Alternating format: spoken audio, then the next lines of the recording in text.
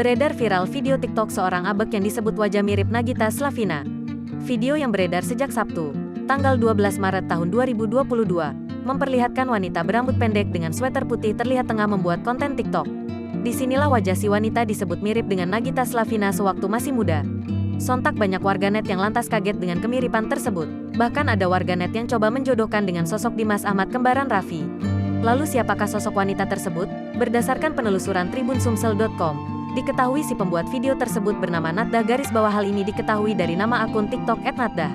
Adapun Natdah diperkirakan masih duduk di bangku sekolah menengah atas, SMA. Terlihat dari beberapa video TikTok miliknya tengah memakai seragam sekolah. Komentar beragam pun menghampiri TikTok Natdah.